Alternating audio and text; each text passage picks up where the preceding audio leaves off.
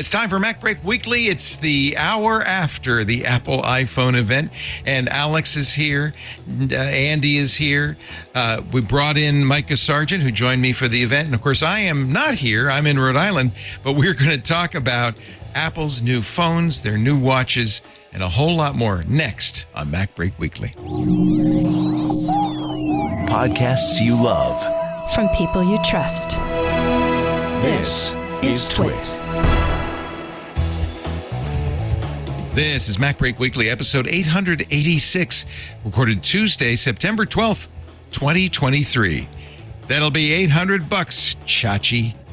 This episode of MacBreak Weekly is brought to you by ZipRecruiter. New hires can cost up to $4,700, so you better get it right. If you're investing that much, you can get hiring right with ZipRecruiter. 4 out of 5 employers posting on ZipRecruiter get a quality candidate within the first day. Go to ZipRecruiter.com/MacBreak to try ZipRecruiter for free. And by our friends at IT Pro TV, now called ACI Learning. Keep your IT team skills up with the speed of technology. Visit go.acilearning.com/twit. Twit listeners receive at least 20% off or as much as 65% off an IT Pro Enterprise Solution Plan. Just complete the form and you'll get a quote based on the size of your team. That's go.acilearning.com/twit. And by ExpressVPN. Stop letting big tech leech on your data freely. Use this link right now and you can get 3 extra months free on a 1-year package. ExpressVPN.com/MacBreak. Get protected with the VPN rated #1 by CNET, TechRadar, and most importantly, me. It's time for MacBreak Weekly, the show where we talk to the foremost Mac watchers of the world. Yes, I'm choosing to use that as the introduction. I am Micah Sargent, who is fresh off watching the Apple September iPhone Wonderlust event. Joining us from all around the world at this point, we've got in the far left corner. Let's go to the right. It's kind of all around Rhode Island. Yeah, exactly. Yeah, it's a taste from Rhode Island. It's Leo Laporte. You wouldn't think you could really get all around Rhode Island. When's the last time in Mom's you did a remote show? Utility room, not the basement today. We just got off the Apple event, you and me. We did, but okay. Well, before that, it's been a while since you've been remote.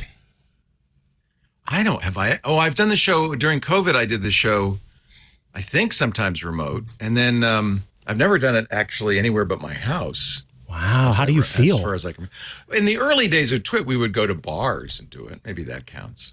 Sure. It's a little weird. Plus, it's a little muggy here, Andy and I go. It's a little sweaty. I don't know how you survived that. I'm sorry. I left the windows open to the state. It's a small state. I forgot. All this humidity coming down from New York.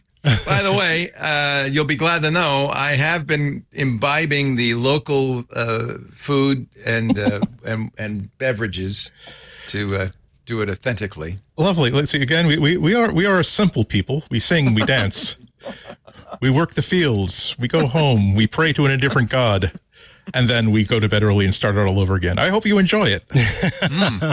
Nothing like a good Dunkin's before the show. And how about you, Alex Lindsay? Is it muggy where you are? I'm here in sunny Nevada. It was actually a little chilly this morning. It's been a little bit of a cold snap here in Nevada, California. Not Nevada, but the very north of. Every time I say it, they're like, "You're in Nevada, but you're also in California." I'm like, it's not the same. No, not the same at all. It's Novato and Nevada. So it's very clear difference. Nevada. Yeah, the people of Nevada do get upset if you say Nevada. I've learned. Yeah. Met maybe 3 people and I say, "Oh, you're from Nevada." No, it's Nevada. Okay. And for some reason, Johnny Gilbert, the announcer on Jeopardy, refuses to say Nevada. He always says Nevada. You must know. He's 90-something years old. Come on, Johnny. Have you not learned? Johnny! I think we should start talking about the thing we're here to talk about, which is the Apple September event. This event, as we expected, was all about iPhone and Apple Watch. They kicked off the show talking about the Apple Watch. We had a brief little conversation with Mother Nature, played by Octavia Spencer, and then we went into the iPhone. I think we should start. Are you sure it wasn't Drew Barrymore? I promise it wasn't Drew Barrymore. Nor was it Yvette Nicole Brown. Nor was it. Okay. I can't remember who else we guessed. The other question is like, is the Apple campus? Well, I just answered my question. Isn't the Apple campus a union shop? Clearly, no. Yeah, they're able to write this video. About that. I was asking the same thing. They don't use the Writers Guild and they don't use Screen Actors unless they have a special side contract. I think they might. Or they could have. Yeah. They could have gotten. I think they would have. They could have gotten a exception on that one because it's not really a film. You know, Right. like it's film, but it's not a film. Before I think I remember reading that the Apple TV contracts are okay. They're still ongoing. Well- Those are side contracts to the main deal. when I was at the event, when I was at I think it was WWDC, they were there picketing. And so they had folks there picketing, and they would come up and give out these little papers, and then the Apple people would come to them and say, you can't cross this line, you have to stand back there. And then I don't know why they also have a Rhode Island accent, but apparently The they Pinkertons. And That's so why they- they're Pinkertons. they'd move them back to that area. So yeah, they were protesting because of Apple TV Plus specifically. That's what I kept bringing up while we were all there at WWDC. I think, Leo, this is usually the time where you ask Alex about his take on whether Apple should have in-person live streaming events, or if We they already should know continue. we know what Alex is We gonna mostly say. spent talking about whether what sets were real and what sets were fake. Oh, you know, like that yeah. was the big. It was an we think SF that a lot, right? We think that that the obviously we couldn't figure out where the farmers market was, so we're pretty sure they just set that up. No, somewhere. I think that's actually the farmers market in the Ferry Building, isn't it? No, that's definitely. Oh, it wasn't. The Ferry Building has doesn't have a bridge going over top of it. It has something going over top of it. I go to that one, so I know. So that it was a one really fake well. one. Okay. So we think that was just fake. We think that the not digital, but just like they put it somewhere. We also think that the factory building is fake. You know, like the entire building. We think it was green screen. The audio would have been much Are you worse. saying that there is no such Apple company as the Marimba Apple Company? Are you saying The that? Marimba Apple Company, yeah, exactly. Yeah, so but I mean the interior of that factory building, the way that they did the transition, Yeah, that definitely looked. Yeah. We definitely don't believe that that it's real for the in Steve Jobs Theater upstairs. That curved glass would generate so much echo that you'd never be able to record in there and expect that audio to work. But otherwise, I mean, and you know, we do think that the labs might be just cleaned up and they actually could be there. That's one that we're not sure of. I think that overall overall watching it, we decided that, you know, like oftentimes they say production and many other things are, you know, a moment of you know, a lot of slowness punctuated by a moment of excitement. In this case, I think we said there's a great new camera. Yeah. Are you disappointed there were no Craig Federighi moments? Yeah, we didn't get No any, hair. no slow motion, no nothing. Do they reserve? Maybe that's This just was hardware, WWDC. right? Yeah, this was a hardware event. He's software. It is. It just that it was a pretty. Yeah. I mean, it was the slowest keynote in recent memory. Like it was. Yeah. We got to the camera. We were really excited about the camera. Everything up until then, we were like, I don't know why I'm watching this. So Andy, I'm curious I mean, about your take. Let's hear this. Yeah, I mean, I think I thought it was a good keynote. It could have been shorter, but this is another part of the eternal discussion about how these events are going to be different.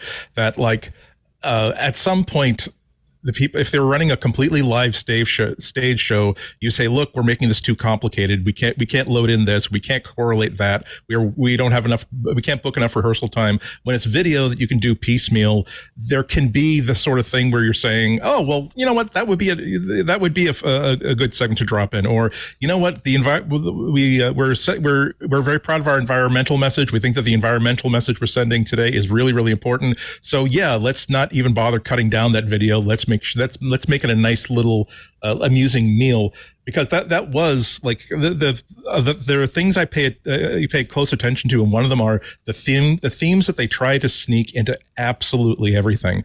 And the environment was here. I don't think there was a single part of this in which they didn't try to talk about their environmental commitment. So on that basis, it was completely appropriate for them to have, I don't know how long it went, but like a 5-minute long, highly 20 produced. minutes.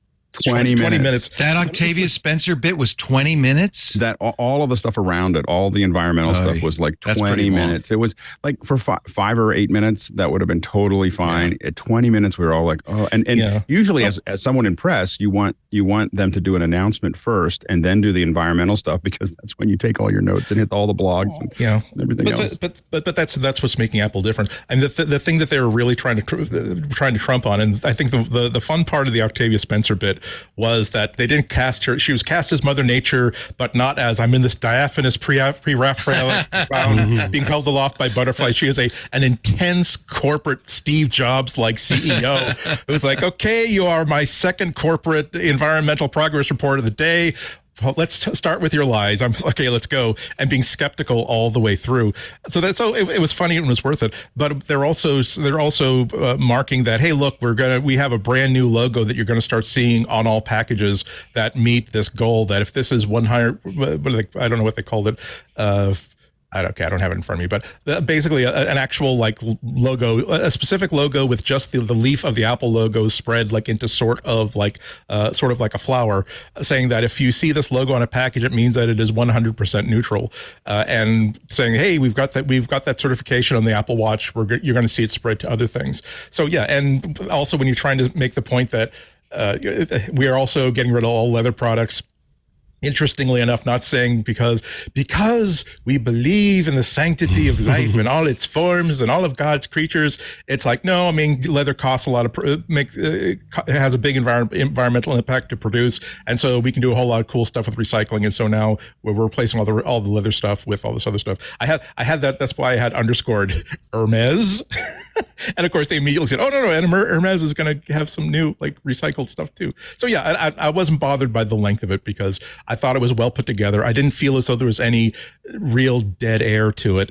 And if anybody didn't like the environmental sequence, I at least appreciate that it didn't feel like a filler. It felt like they're trying to really assert that this is something that we have above all the other companies. I mean, I'll just to button this up, like to think that they only mention security and privacy in passing, like one couple of half sentences here and there. I mean, like point, twice. Yeah. But environmental stuff was over and over and over and over again. So they clearly intended for that to be a message. I guess that's true. Every Apple event has a through line. In the past, it's been privacy or 5G. In this case, it was environmentally neutral. Our goal by 2030 is to be 100% environmentally neutral. And I don't have a problem with the what they're doing. I think it's a good thing. I just think that it was 20 minutes. Like it was just like, oh my gosh. Like all you care about is the phone. Like usually that stuff usually that stuff is terrible. Like it's not funny and so forth. I mean, it was relatively benign. It was benign. It was just again, it's just I think that the problem is that if you keep on doing that, people will stop watching the live show because they'll just wait for the cut down. I don't think so. People will wade through all of that, that crap to find out what the next iPhone is. Because the cut down's going to come out. It may already be out. It's going to come out in about an hour or something like that. And because now that they're not doing them live, they can cut them all down. And the thing is the cut down's going to be 10 minutes. And nowadays the cut down is getting more views than the full version. Is that true? Really? I think last time it was higher. Yeah. And people work. So the thing is that if you make it boring, people will stop. People will just stop watching it if you fill up the first half hour with things that are slow. Like there have been some of these that you get in there and you just feel like bam, bam, bam, bam, bam, bam, bam. They were showing you one cool thing after another, and then they were going to this, then they were going to that.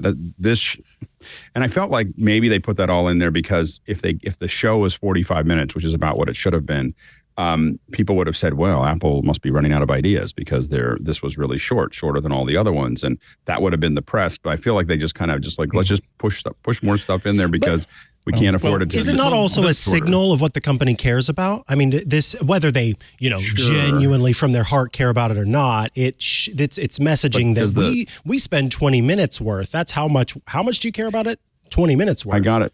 But no one's going to see it again. Like no one's going to, I mean, like the thing is that the people who are watching, it's just not serving the audience. The people who are watching want to know what you're going to release next, and you're making them kind of slog through a half an hour of slowness, and it's fine. Like I think they should have said it. I think they should have said all those things, but just showing us a graphic and going through it in 2 or 3 minutes would have said the same thing, and we would have probably would have remembered more of it. I found that there was so much story around it, I couldn't figure out what they were talking about. Yeah, I thought it was okay because just as you say, there is going to be a cut down version of this, like 10 minutes, a half hour, an hour after that.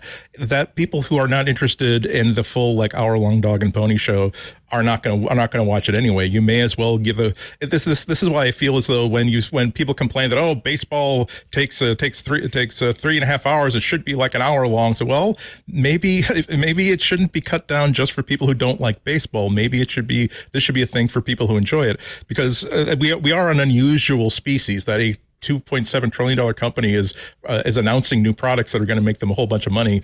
And oh my God, I've got my soda, I've got my little bowl of ginger snaps. I'm really excited about all this.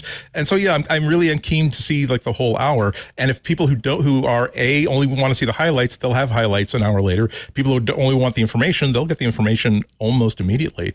But it's the other thing I want to say is that Tim is really easing up. He's loosening up. He is like more natural now than he ever has been, and not in like the fake natural thing. I think they're giving him things to do that they know he's capable of, and he's doing it really well. Like his bits, he had a funny bit in the Octavia Spencer bit where like, because everybody's really nervous waiting for like Mother Nature to come in, and you see him like basically looking at his notes and like muttering, "Hello, welcome to Apple. Hello, welcome to Apple. Hello, welcome." And he sold it. We've all seen CEOs like, "Oh my God, they gave the CEO a funny line. Oh my God.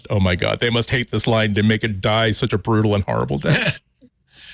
You got to understand what these events are for, though. And I think, Alex, you may not be the audience that this was intended for. I think Apple probably is. Well, I don't know. They use this not for enthusiasts. I mean, it used to be. They would do it for the press. Then they started realizing enthusiasts watch. So they did it for enthusiasts. I think this is where Apple puts out its corporate line, and clearly a memo went out saying, we want to be climate neutral by 2030, and we're going to make sure everybody knows we're doing that. I asked Micah during the event, do you think people really care that much about it? And I don't know if they buy a product because it's climate neutral. I think people are aware of it. Mm-hmm. But I think Apple was saying this. The whole point of this was Apple saying, this is our chance. This is our one chance a year to say what our corporate priorities are, and that is the corporate priority for this. I think that the issue though is that if it's not aimed at a person like me who's seen every keynote live for the last 15 years, watched it and buys all their products, and is going to buy. I don't know who it's aimed at. It's not aimed. It's not. No, they don't expect a lot of people to watch it. They expect the press that's watching it to then write a summary in which they say Apple really cares about the environment. That's what the point of it is, to get the word out. I don't think I don't think they care about you being bored. I think that to do a stream live at the level that they're doing it at, the point is to short circuit the press at this point. They used to want to have the press come and write about them, and they still bring the press in to look at all those things. But what they're doing is they're getting their message out the way they want to say it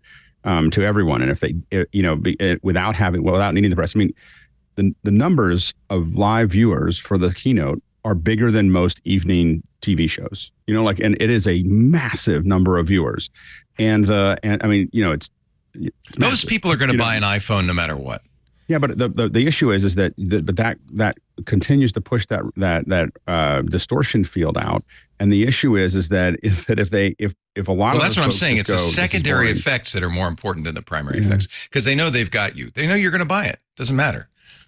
The other problem they have is that this is all very incremental. I mean, they didn't have anything big to announce. There was no one more camera. Thing. The camera was a big speaking of all of that, we should start talking. Smokes. We got to start talking about the products, because Alex is going to run away from us. So let's stop talking about. Let's take a break if you don't mind. Let's take a break, and when we come back, we're going to let Alex talk about the camera. Get ready.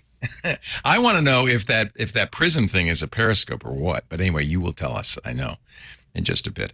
I am in Rhode Island, but that doesn't mean I have let go of the tension around any small business when an employee says, "Hey, I'm going to be gone in 2 weeks." That's alarm bells go off. Everybody, all hands on deck. When that happens at Twit, we go to ZipRecruiter. This episode of MacBreak Weekly is brought to you by ZipRecruiter. That is the most effective way to find people for the roles we need filled. ZipRecruiter. You don't have to just take it from me. See for yourself. Right now, you could try it for free. ZipRecruiter.com/MacBreak and experience the value ZipRecruiter brings to hiring. Why do we love it? Well, first of all, when you post on ZipRecruiter, you're casting the widest possible net, 100 plus job boards, all the social networks. So assuming the excellent candidates is somewhere out there, you're going to reach them. But ZipRecruiter goes one step farther because they look at your opening. They look at the million plus current resumes they have on file, and they say, hey, here's 10 people who fit your requirements. You look at them, you could pick the 1 or 2 or 3 you want to actually invite to apply. That puts you right on top of the stack in a very competitive hiring environment. When you get invited by a company to apply, we like you. We think you'd be great. You'd be a good fit. You're going to apply. You absolutely are going to apply. So that puts us at the top of the pile for the candidates. You can easily send candidates you're really interested in. That personal invite to apply makes your job stand out amongst the competition. ZipRecruiter also lets you try before you commit. So you can there's no cost to try ZipRecruiter. You can actually post jobs for free so you can see how effective ZipRecruiter is at helping you hire. Once you post your job, their smart technology will work to identify people whose skills and experience match it. They'll send you a list of great matches. We find within an hour or two, we are starting to see excellent candidates in our inbox. Oh, and that's another thing I love about ZipRecruiter. I know Lisa does too. No phone calls. No, your email doesn't get flooded. All the applicants come through the ZipRecruiter interface. They reformat the resumes so they're easy to scan. You can have screening questions, true, false, yes, no, even essay. And then you can review all the choices in the ZipRecruiter interface, rank them, grade them, select them, hire the right person fast. In fact, it works so well, 4 out of 5 employers who post on ZipRecruiter get a quality candidate within the first day. And as I said, usually for us, first couple of hours. ZipRecruiter helps you get hiring right. See for yourself. Go to our exclusive, very exclusive web address to try ZipRecruiter for free before you commit. ZipRecruiter.com/MacBreak. That's ZipRecruiter.com/MacBreak. ZipRecruiter, the smartest way to hire. And we thank him so much for supporting the show. Micah Sargent is in the big chair, the Dr. Evil chair. You get to do this. How does it feel? Does it feel good to? Oh, you didn't get the Dr. Evil chair. I don't like that chair. It doesn't feel good on my back. It's very painful to sit in for me. It is, but the suffering makes it all the better. Yes. Heavy is the butt that wears the crown. Maybe that's the problem. Is that butt has been weighing heavily in that chair for a decade. That's probably the problem. So we, of course, are talking about the new Apple Watches and iPhones, and we're kicking things off with arguably one of the most exciting new features. It's a hardware feature. The new camera system on the Pro. Yeah, Alex, you said that you were watching the event live with a group of many people, and there was a collective gasp as the air ran out of the room at the new cameras. Tell us about that. Really? It was about 100 of us watching on after hours. So we were all sitting there watching, and the real excitement was when they said you could hook a hard drive and shoot to a hard drive from the camera. Yeah. That was because a lot of us it's one thing to shoot this, and they showed it. A lot of us are starting to use rigs. So we're building these exoskeletons on top of our phones. And then we have a lot of things, lights and mics and all kinds of other stuff that's going around the iPhone. And one of the things that's easy for us to add is a hard drive, but there was nowhere to go with that right until today. Do you know if it'll work with like the Atomos or the things that you use? Oh no, I think you just hook up a Samsung drive. You just plug it into a hard drive and you're off to it'll be interesting to see what monitoring is available. So right now we have this adapter that is a Lightning to HDMI. The question is are we going to get something that's just USB-C? Like I have USB-C to HDMI cables, and will I be able to plug that into the iPhone again? I think I will. I don't think it'll be HDMI. I think it'll be. Well, it's USB 3.2, right? I have cables that are USB on one end and HDMI on the other. That's what you want, though. You want HDMI out, not data. No. You want data too. What I'm saying is there's a bunch of things that we're looking at with the phone. Is can I get HDMI output, out of it? But also, so is that fast enough? Is 10 gigabits fast 10 enough? gigs is fast enough. Yeah, absolutely. Okay. And so they have, and then they're talking about log encoding, which means that you can color correct it later. You've got the Apple ProRes, and the problem is once you start shooting Apple ProRes, we're like we thought the new feature is now you can take the videos off the phone, because it just fills up that phone, and you can tell that the camera is the most important part, and you can tell when you go to the Apple site and you roll through this. Notice that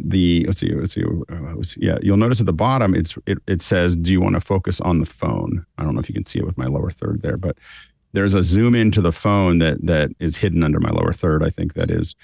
Zoom in on the camera. So at every moment while you're talking about anytime you want, you can find out more about the camera. Oh, that tells you something. So the page has a button all through the page. It says floats over. We know you just want to look at the camera. We just want to know, and that shows you how important the camera is to the sales. By the way, we think that this iguana is very arrogant. Look at him. Look at him. It is. Is it? I mean, look at there. Nothing else. Well, there are a few other points, but not much else is hugely improved. Is it a big improvement on the camera? Hard. Well, the 120 millimeters. So this is a optical. Optical. So it's f2.8. Yeah. It's using something that is like the periscope, but they just added to it. They just kept bouncing that light through there to give you that longer lens.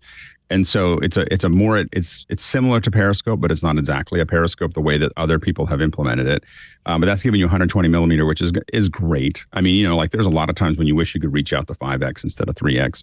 They started adding millimeters to it, so it's no longer 1x, 2x, 3x. Yeah, we now know what 30. Well, I don't know if it's focal length is. I don't know how true that is and what they were doing relates to, but both it feels focal good. length and f-stops. They were clearly aimed at pro camera users. And the macro 13 millimeter, 24 millimeter, 28 millimeter, 35, 48, and 120 millimeters. Yeah. 7 lenses. Quote 7 lenses. And of course, with a lot of the computational photography, it's really zooming anywhere in between all of those as well.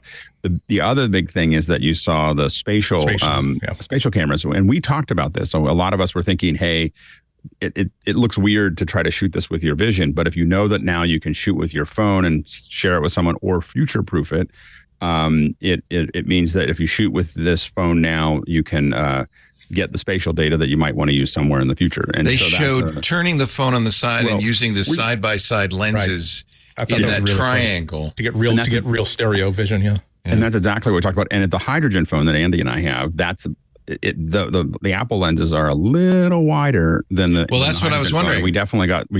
Is the interocular distance enough on those? It's enough because they're very close together. I don't know what Andy thinks of the hydrogen, but I thought that the 3D stuff the 3D experience is pretty good from the hydrogen phone, which has a smaller interaxial distance than the iPhone. What I will say though is that the best feature of this whole thing is that spatial is going to force a lot of people to go back to landscape because it only works sideways. And so everyone who wants to future-proof their stuff is all going to turn sideways again. So it's great. Well, they're trying to sell the Vision Pro, right? If you did not support some form of Vision Pro photography on this phone, you'd be missing a bet. I can tell you as someone who's seen stereo footage on that is shot, like by me on a headset, on Oculus, when you start to see people shooting video and stills on their phones and you get to see it in a vision, it's going to change. Everyone's going to want to do it because you just feel like you're there. It's incredible. This is what I think Red wanted to do with the hydrogen phone. They just needed an ecosystem. And Can you see it on your 2D display, or do you have to have a helmet? No, I think that this is doing the HEVC MV. So I think. I mean, I don't know yet because I'm on the phone and I haven't found it in the specs. But so HEVC MV has been around actually since about 2015. And what it does is it takes one eye, typically the left eye, and makes that the hero eye. So if you're watching on a 2D device, that's what you see. And then it compresses and keeps the right eye as the delta between those two, right? And so it's a single package. So it's not really putting out two whole eyes. And you can probably convert it somewhere, probably Final Cut or something like that. But it's basically a single package that has both of them together. That's what I think that they're going to do. So on a 2D display, you will see a 2D display. You'll see the dominant eye. Yep. But if you happen to have a 3D display, in other words, a Vision Pro, you'll see. And what does it look like? Is it volumetric? Can you look behind it, or you is can't it look just back and forth? It's just that it's stereo. I mean, if you move back and forth, you might see a little bit, but the big thing is that it's going to feel like it's popping. It feels out at more you. real, and it's going to be really addicting, for people who get an access to it. And the big problem with a lot of these headsets has been that there was nowhere to generate the content. The 3D content isn't very interesting when you can only generate it with a really complicated rig. And and I imagine that Facebook's going to figure out a way to take the spatial data and convert it to Oculus. And so it's it's not just the vision that can handle this. Eventually, you're going to have a lot of people wanting to shoot footage for it. So, how does this compare to like the Insta360 or the Ricoh Theta? Is that the same kind of 3D? Those are 360. So they're not in. I mean, the Ricoh. I mean, this is a completely different thing. This is stereo, and Insta360 does have a stereo version of this. It's stereo 180. This is not stereo 180. This is stereo rectilinear. So it is a film frame, not fisheye. You're not looking back and forth or around. You're just seeing a film frame that's in 3D. Like you would go when you see a rectilinear 3D, it's like Avatar. It's like that kind of 3D. You're going to see that there to make that work. So it'd be like a 3D movie. It's like a 3D movie. Yep. Okay. Except your family. I was kind of pleased by the Apple's show of faith in Vision Pro. I mean, obviously, this is not a developer-only device that is not going to be released until next year. Obviously, that's not something they were really going to be talking about at this event. But they made sure that they incorporated it as part of the family by saying that a interesting long hunk.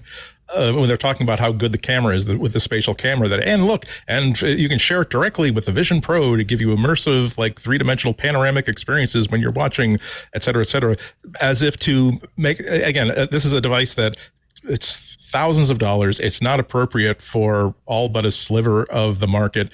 And there are only going to be a couple, if worst case scenario, according to supply rumors, there are only going to be hundreds of thousands as opposed to millions of these.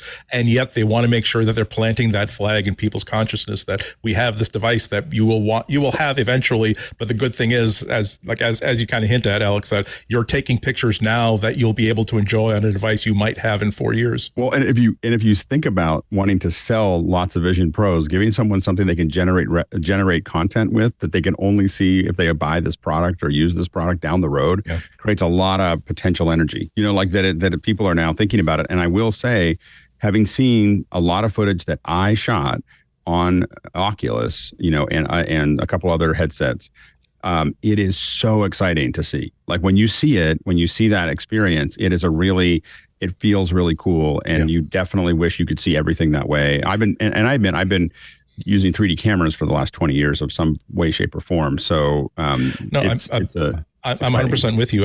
I was testing out a few years ago. Sony had a pair of HD electronic binoculars where they looked exactly like binoculars, but they were digital, and each binocular had an HD sensor and an HD display. And so it was quite a trip when, like, I'm at Faneuil Hall. I'm holding this thing up to my face to both get a better look at this street performer and also recording as I go.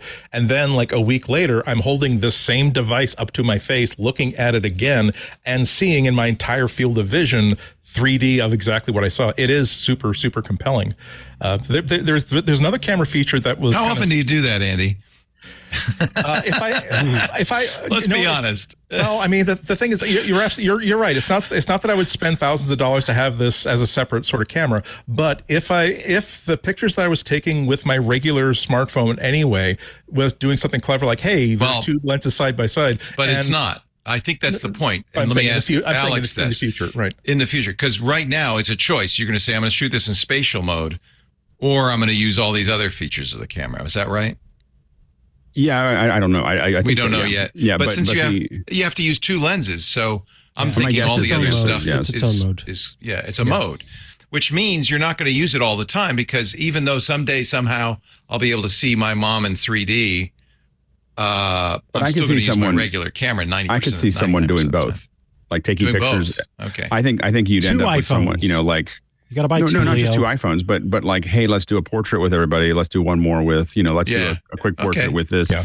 Switching back, I do that with different things all the time, and so the switching back and forth, I think makes sense. And again, I think that you don't have, what Apple needs to do is not necessarily sell tens of millions of headsets. What it needs to do is sell all it can make.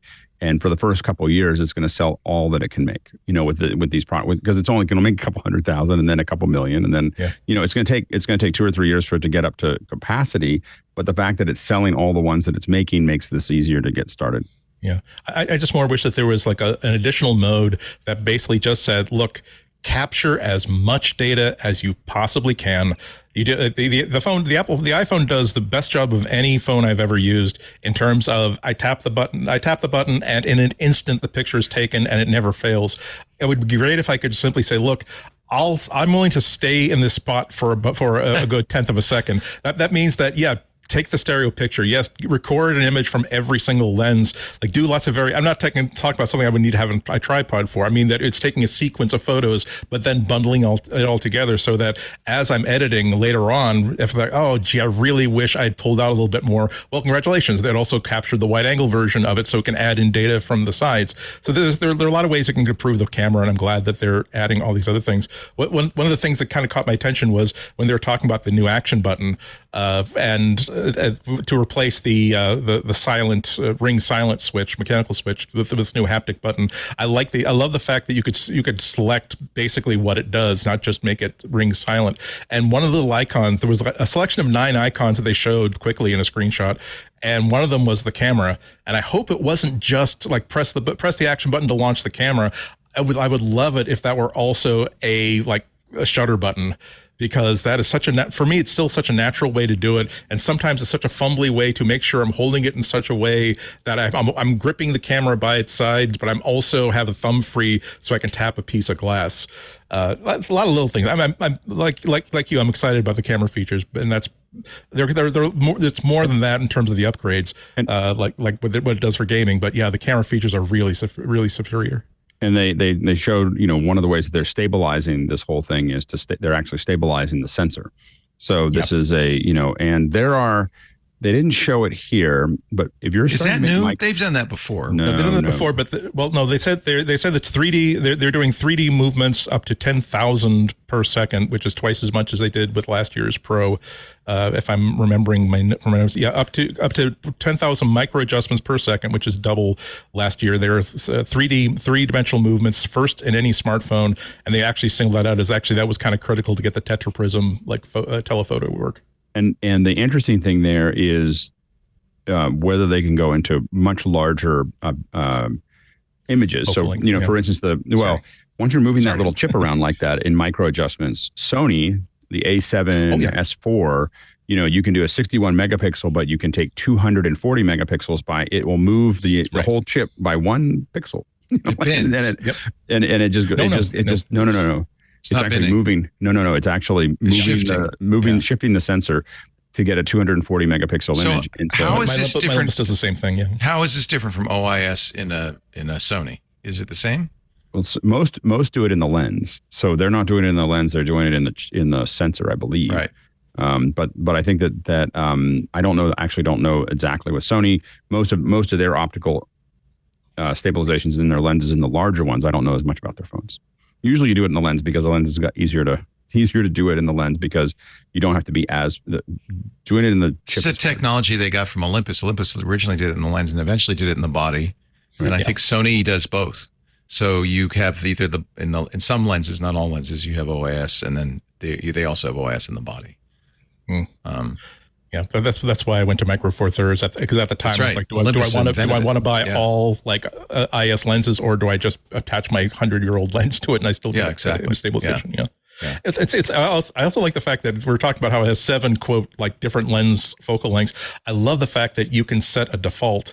Just as though you've attached a specific lens to this thing. I want every time I turn this on, be in 35 millimeter wide mode, and you don't have to. Oh no, I just kind of you automatically went to full out. It's not just the hardware. They've also built a machine that is designed to not annoy people with its software and the way that it functions. I think it is really interesting. We noted this, Micah, when we were watching the event, that they are now talking about 35 millimeter, 120 millimeter. They're talking about the f-stops. They are aiming directly at Canon and Nikon and Sony. They're going, oh. And saying, well, you know, because I bring and I know you do too, Andy, you got a camera case with 4 lenses in it and a body or 2. They're saying, oh, yeah, you're carrying 7 lenses with you. Yeah. And it is, I mean, 120 isn't the longest possible, but they said they're doing 12x optical zoom is unbelievable. Plus because they're using a 48 megapixel sensor, that's I think they said even with the binning, they're giving you 24 megapixel images. They'll say they'll even give you like a digital zoom that is essentially 12 megapixel. That's just taking pixels from the heart of the image. So and cooking it specially. So the optical stuff is good, but on every phone made by a really good company.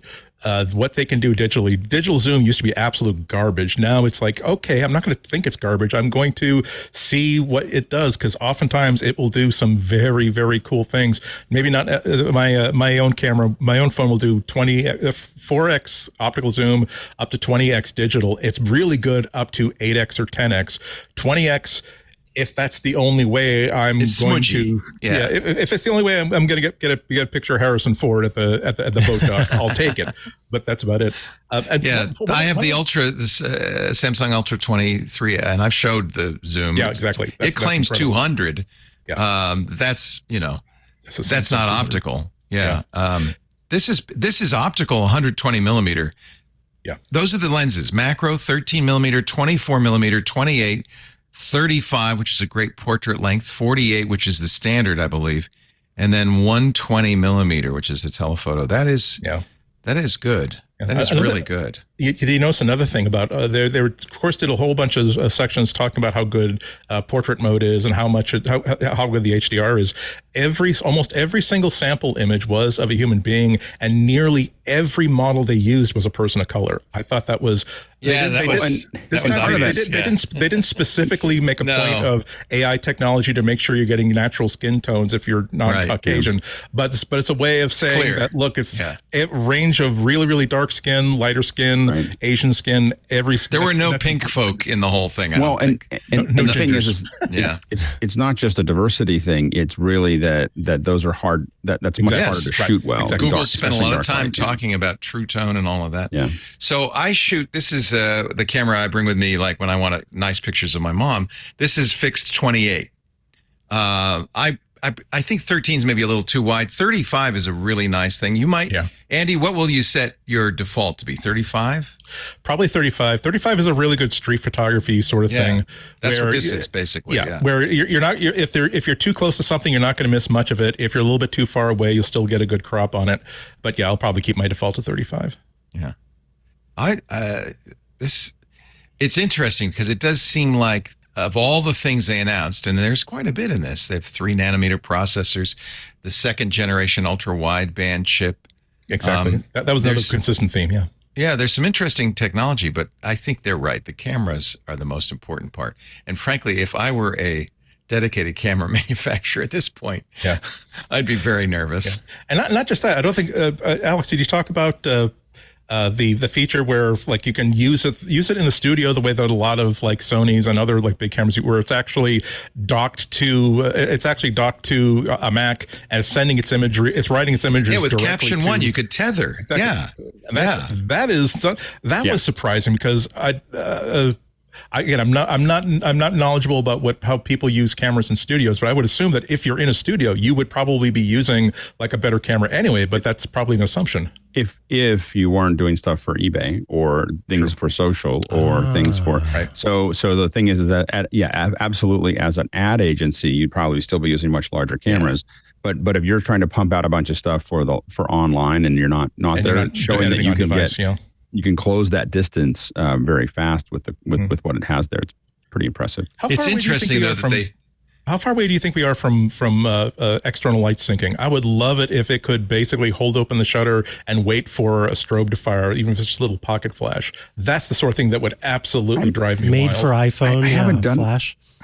I can't believe it's not out. Like I can't believe that there isn't something like that already, because being able to convert a Bluetooth connection to to some kind of strobe seems like, like to a controller that would control a strobe. Seems like there's got to be something out there. Well, I'll take a look at that because I feel like that must be already there. So forgive me in my ignorance. I would imagine that most people who are using their phones to be cameras would just have continuous light. What is a strobe that important? Yeah.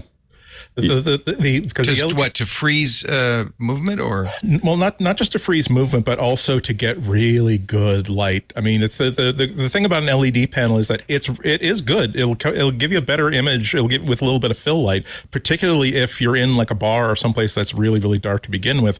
However, it's a different kind of light. It's a glowy sort of light as opposed to something that will really punch up. Strobe's harder. Yeah. What it will do is it'll bring out the colors, and it will also it also has the effect of freezing motion. Whereas is that because it's brighter? Is that why it's so bright? It's much brighter, particularly for like the amount of energy that it consumes. Like I can get about if I'm using like my little pocket light. I forget the name of it, but it's a nice $120, look like half the size of an index card sort of panel. Yeah. I do have to be careful with how I use it. Yeah, exactly. Yeah, I have to be careful about how I use it because if I have it bright enough to use it like as a fill flash in daylight or on overcast days, and that's the sort of situation where a flash really comes in handy, where it's either either you're getting harsh shadows because it's 1 p.m. or it's cloudy and you're not getting any like direct light at all, and so all the colors that are in the face and the clothing is just totally washed out. Like you have to really super crank it up and hold it right next to the person's melon, right there, and right next to their face to get any sort of effect with it. Whereas I have another pick of the week that I made was a really cool like $80 wireless pocket flash that works with everything I have that has any kind of a hot shoe on it, and the ability to fire off one of those from a phone would be a game changer. It would increase the number of times where I would leave my real camera at home. I wonder. You have to do it because you have to sync with the shutter, but there's you could what you could do is simply say, okay, in this flash mode, we're going to set we've decided that the latency of the wireless signal, what we can trigger via Bluetooth or via the dock connector, is we're going to say we're comfortable with 1/60th of a second. So we're going to have the shutter speed be 1/30th of a second, and trust that at some point during that slow shutter time, the strobe will go off, and we'll get the benefits of the strobe. You don't have to have it instantaneous with the strobe, so long as the strobe goes off, because it's instantaneous, like any time during that 1/30th of a second window. The problem would be if you want to do it at 125th or something that's where the tolerances are much more narrow. It's like I said, it would be interesting. The fact that they're allowing tethering makes me wonder exactly how far they would go to say that, you know what, we are no longer trying to be the best smartphone camera on the market. We are now trying to be an incredibly competent competition to like a Sony V100 or any other like $1,000 pocket camera you can get. Yeah. By the way, notice nobody's selling those anymore. I mean, that's a category. A few people are, right? But virtually dead, right? Except for the high end. I think they're calling those creator cameras now. They're that's right. They're for vloggers. Yeah, and they're not for still photography. Micah, you're surprisingly quiet. Are you thinking about all the things you're going to talk about Tuesday on iOS today? You have much to talk about, I know. No, and what I'm doing is checking everything to see if there are any things that kind of stick out that we might have missed on stage, or in the case where someone goes, I don't know if that's the case or what's going to happen. There was one thing early on you had talked about whether the video that you shoot, the spatial video as it's called, all of the language across all of the different parts of Apple's site that I read all talk about the Vision Pro as being the one way of viewing that. So as far as I can tell from what we have right now, that video, that spatial video, is going to be exclusive to Vision Pro. That, of course, might change. But Apple's not going to talk about it being available for other things, but if you're shooting 3D data, I mean, someone's going to figure out how to extract that 3D data and convert it. I mean, but if they figure out how to extract it, like that's not an Apple blessed process. So I'm curious if Apple Is it a release standard? it in standardized Is it a standard format, that HVC-MC, whatever it was? HEVC-MV, if that's what they're using, because Apple talked about HEVC-MV at WWDC, and so they really broke down what it does and how it works. That's why I think it's highly likely that it is the case. And remember that if you have a phone that can shoot that in stereo and process it, and it's online, you could theoretically stream from an iPhone to people with headsets. Wow. So it's still going to take a year or two to mature, but Apple oftentimes does stuff that takes a while to mature. But what it means is that now the headsets are capable of doing something pretty interesting for folks that get them. So it's not a game. I think of Apple trying to sell the headsets as it's having that acquisition device is super important. And while it will probably only natively, the easiest thing to do is hook it up. And there's a lot of things that I think will be that HEVC MV, if that's what they're using, is not a proprietary format. That's just in it, so it's something that is usable. I also thought it was interesting when they talked about USB-C, and they did a much more dignified way of talking about it than I thought they would. They simply said, acknowledge, and now USB-C is the most popular connector in the world, and now did you expect them to whine about the EU? I expected them to be at least stomp their feet a little bit, not by saying we're doing this because we're being forced to. I do acknowledge this is like my cynicism. I acknowledge say we have done USB-C the right way. You're welcome. Nor did they do that. You're right. They didn't really do that either. They just said now USB-C, and we are going to get one benefit. They did not choose Thunderbolt. They decided we're going to go USB 3.2. That was interesting too. So they were talking about the advantages of it by couching in terms of 10 megabits per second. Gigabits. 10 gigabits, thank you. Gigabits per second, thanks to a brand new USB controller. They said it was up to 20 times faster than USB 2, but they weren't comparing it to the Lightning connector of last year's iPhone 14 or anything else. So that was kind of interesting. I also I had to settle myself down when they were listening, and it can be used for things like for charging data, audio, and video. And I mean, video? Then I forgot that. They've always had a video VJ connector kit for running a presentation. But I wonder if with the pros they might do something else with the video capabilities of having connectors that use USB-C. What's the max speed on Lightning? Is it that fast? Is it 10 gigabits? On Lightning? I don't know. It's whatever they say it is. I'm going to look. It's whatever they say. Of course it is. That's a good pun. Wait, while Andy looks that up, whatever Apple says. You want to do an ad break while he looks that up? Yeah, let's do an ad, and you look it up while I talk about our good friends at IT Pro TV, our sponsors today. The name IT Pro TV. They've been advertising with us since they started back in 2013. Now they're ACI Learning, and that means there's a lot more that IT Pro and ACI Learning can bring to the table. IT teams will absolutely benefit from the training at ACI Learning. You want to keep your IT team up to date, right? It's very important for your business. They want to keep up to date. They want to upskill. So it's a win all around. And the only problem is sometimes you bring them training and it's terrible. You will be very happy to know IT pros love the content from IT Pro TV, now amplified with robust solutions for all your training needs thanks to ACI Learning. All the fun, the personality, the edutainers, but all the informative content too. It's got to have both, right? It's got to be engaging. The passion that the presenters have for the topic has to come through, but they also have to have the content. You've got to feel like every minute you spend with this learning is giving you something, and that's exactly what ACI Learning does. That was what makes it so fantastic. 7,200 hours of short form video. You can 20 to 30 minutes long. You can watch it during a break. You can fill in little gaps in your day with great videos on demand. So you do it whenever you want. I know you know the name IT Pro. Thanks to ACI Learning, IT Pro's expanded capabilities include more support for IT teams by keeping their courses updated. Now, that's one thing that's really important. That 7,200 hours, that's up from, I think it was 5,800 hours a couple of years ago. That's because they've got 7 studios. They're running Monday through Friday all day, not just to kind of update it, but because there's new content. There's new software. There's new certs. There's changing certs. This is one of the things we love about IT. It is a constantly evolving field.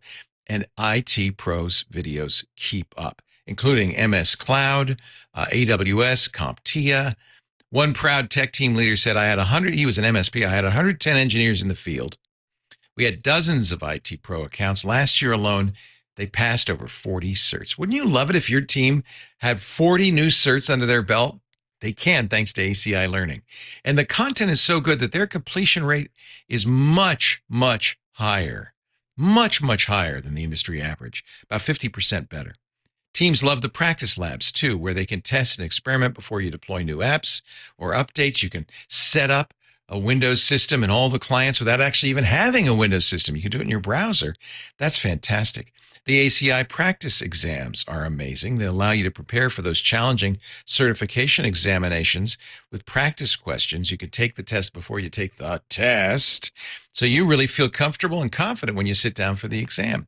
ACI Learning's new skills gap analysis tool is very cool. I'll tell you about that. Insights, it's called. Powered by the magic of AI to identify your team's weaknesses, provides management and individuals with valuable assessments, and will assist in your professional development planning. Joe, we got to work a little bit on your skills in Cisco networking. So here's a video for you, that kind of thing. It identifies skill gaps, it empowers your team, and it personalizes your training so that there are no gaps. There are no places where you're not completely up to speed. Your team is ready to take on whatever challenge comes next. IT Pro TV, now ACI Learning. They keep your business from risking redundancy by consistently offering the most up-to-date certifications and courses available. Provides you with a personal account manager who's on your team. They're going to make sure you're not wasting anyone's time. Your account manager will work with you to make sure your team focuses on the skills that matter. That Insights tool helps a lot, right? So you can leave redundant training behind.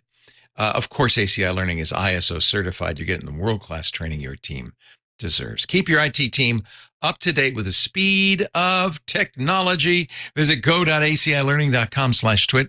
Twit listeners, you're going to get a free trial and as much as 65% off an IT Pro Enterprise Solution Plan. Of course, the discount is tied to the size of your team. Bigger the team, bigger the discount. Fill out the form. You'll get a quote tailored to your needs. That's go.acilearning.com/twit. Go.acilearning.com/twit. We thank ACI Learning for supporting us all these years. The Lightning is as high as 5 gigabits per second on the Lightning iPad Pro. However, on the iPhone 14, it is limited to USB 2.0 speeds, which is 480 so this is megabits much, per second. at least twice as ungodly fast. faster. At least, 10 gigabytes per second versus 400 megabits per second. And Alex, you said it's fast enough to capture 8. Is it fast enough to capture 4K 60 frames? I think that's what they said. Yeah. So I think that it should be that's able what to they're capture offering. that, yeah. The idea that I could just plug my iPhone directly into a Blackmagic, what is it called? The ATEM Mini? What you were talking about with the cord where it's USB-C on one side, HDMI. That would be so nice. It's just becomes part of the switcher. That'd be so cool. This is the cable. Like, so this has got, you've got USB-C on, I can't try to block my face so I can't. So anyway, but it's got USB-C on one side and HDMI on the other. And so I use this when I'm connecting my iPad to my ATEM. So if it does the same thing the iPad does, it means you will be able to connect your phone to the Oh, you're able to do that with your iPad right now. And what does it do? Does it show the screen of the iPad? It shows the display. Okay. Well, it shows the display unless an app knows what to do with it. So so Keynote, if you have your USB-C connected to HDMI, as soon as you hit play on Keynote, it'll present 16 by 9 to the HDMI out. So to your switcher, it's a full. It doesn't have any pillar boxing. Got it. But then you'll have the speaker display on your. Okay, so it can get clever like that. And is there a way to make it I know you wouldn't really want to as much, but the camera on the iPad, you just have to use an app that just displays what's on the camera. No, you can use it if you jump into camera, it will show the camera. I've used iPhones for live streams where we have 3 iPhones, even just with the Lightning, 3 iPhones connected, and Filmic Pro, Shoot Pro, those will all convert to. They'll give you a 16 by 9 output, the camera output, direct HDMI. Instead of a screen capture. That's nice. So that's I've definitely done whole live streams with three iPhones without a problem. Even older ones, newer ones, they all do it. We should probably talk about the Apple Watch. I know it's not as exciting. Yeah. But hold on, wait, let me turn up the volume a little bit. Okay. For those listening, I'm doing the new gesture, the double tap. The new double tap gesture. I thought, that was pretty darn cool. The idea of you can basically have an action button that is just tapping your thumb and forefinger together to do basically whatever the action button would do on whatever app you're using, like pausing music, taking a picture with a camera app, that kind of stuff. Although I have to say, like in the video, they had a little like a montage of people using it in situations where, oh no, I'm holding all these groceries, but I want to answer a phone call, blah blah blah. And there's one where like a student is in a big stuffy college library, and she's talking on the phone through her watch, and the librarian just gives her a glaring look. And I swear to God, if you did not know that they're demonstrating like this new watch gesture, you would think that with the sort of smirk that the student has as she looks directly eye contact with the librarian and makes this gesture, you think it's it was like, something oh my else. God, Yeah. that's disgusting. What did you just say? Wicked, disrespectful child. Now, there's something about this. I think it's important to point out, and Leo, you kind of gasped about this and repeated it, was how they described how they're doing this feature. And the way that they talked about it was subtle changes in the way that blood is flowing. And this, to me, that surprised me. This is proof of concept. This is showing that what they can do with the sensors now is proof of concept for what they would eventually be able to do with the sensors. Leo, you talked about how you want blood pressure on your Apple Watch. Well, it reminds me, going back to Fitness Plus in the watch, they seem to know the difference between rowing and an elliptical machine. And they showed back when they introduced this, all the training they did. And this is machine language. This is artificial intelligence. They train it on the kinds of, things, the kinds of impulses the watch might be getting when you do this. And I guess what happened is they kept trying it till they found out they could pretty accurately distinguish between me tapping my index finger and thumb together compared to, I don't know, could I tap my pinky and thumb and get the same result, or making a fist or throwing a baseball? We don't know yet, but that's machine learning. The testing to make that kind of stuff work is intense. Oh yeah. Because it's lots of different body types, lots of different environments, lots of different heart rates. Well, you don't do it with a watch. You do it with a big old thing on your hand and sensing all of the changes and trying to learn from it and eventually saying, when it does this, these are the 15 different parameters that change by 2%. And once you get through that basic piece, then you have to go back to the watch because you got to make sure the watch sensor in its environment, is it loose, is it tight, is it left hand, right hand, like all of these different things. It's the it seems like I know it doesn't seem simple to anyone, but it really is a huge lift to these are just thousands and thousands and thousands of hours of R&D. To say nothing of like people. I have a somewhat furry wrist. Other people have like a very very naked wrist. I saw on Reddit someone posting about how like they have lots and lots of tattoos all like full sleeves, and they were having like a circle of laser removed on the top of their wrist just for their watch, just to make the Apple Watch work correctly. But we've known that people were sleeved. I think Serenity Caldwell's partner is sleeved and it couldn't get a lot of the watch functions to work because the tattoo high. Yeah. I think that's the case of the watch bouncing light through the skin and reading the blood vessels. And of course, if you've got dark skin or you've got tattooed skin, that doesn't work as well. Well, so much of the sensor technology is still simply optical. They're just using different lights, different colors. Even all the stuff that's made significant progress in being able to detect blood glucose levels without having some sort of a sensor embedded in the skin has been optical. And the problem is that they can get it fine-tuned so it'll work for this one person they're testing it with, but to get it to work, as Alex says, with random person that they sell a watch to at any mall in the world, that is ungodly problematic. I wanted to mention something. Folks who want to kind of preview this feature, if you have an Apple Watch Series 4 or later, an Apple Watch SE first generation and later, or an Apple Watch Ultra, can try something similar. It's called AssistiveTouch on the Apple Watch. It's available in accessibility. And they have the following gestures. You can pinch to move to the next item, which you tap your finger to your thumb. You can double pinch, which is the same as this double tap. Tap your pointer finger to your thumb twice. You can clench, where you close your hand into a fist, and then you can double clench. And these all will do different features. So this existed as an accessibility feature for quite some time. Which tells you they've been testing this for some time. Exactly. Right? And so now it's coming as a sort of standard feature in the Apple Watch. And Leo, you and I kind of talked about how it's a little bit of a way to kind of train the gestures we may eventually see as spatial computing becomes more common. Yeah, they're trying to get people used to that. That is one of the gestures, as I remember, with Microsoft HoloLens, and I can't remember if Apple showed it with the Vision Pro, but this is absolutely, I can't remember if it's closed window on the HoloLens, but you're going to have to use those gestures. So let's get people used to that. That's another reason to do it, of course. Especially in the eventual replace or the next upgrade after the Vision Pro, where we're supposed to just have kind of little shades or whatever. If we're it's an interesting question, Andy, though, you raised. Is this somehow related to being able to do blood glucose? The two kind of holy grails that we really want to see in the watch are, let's start with blood pressure accurately, and then secondarily blood glucose, which is probably a more distant goal. And even if they do it the same way they've done EKG, which is not to give you like a diagnostically significant number as you would do if you needed to manage type 2 or type 1 diabetes, but to simply say, okay, your blood glucose is crashing. It's a lot low. It's dipped really, really lower. We're not going to give you a number, but it's dipped really low in the past 15 minutes. And now if I feel like I'm a little bit logy or off on with it, oh gee, I need to eat a cookie or something like that. Similarly for blood pressure, where okay, your blood pressure has gone really, really in a bad way. Whatever you're doing now to make that happen, try not to make that happen. If you're doing nothing to make that happen, press this button to call an ambulance. See, that's the risk, though, when you're talking diabetics, because if you are low glucose or high glucose, you can die. So I think that you don't want to play so much with that. I think that's one of the reasons we haven't seen a non-invasive blood glucose. It's just risky if you can't do it.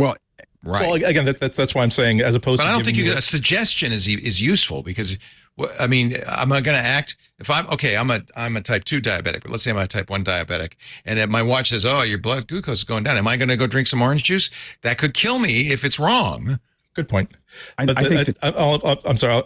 I'll just wrap this up. The thing that I find most useful about these watches is when we all have those moments where, gosh, I'm just suddenly feeling kind of a little tired. I was fine, and now I'm on the bus and I can barely keep my head up. It would be nice to have, sometimes that's just what your body does.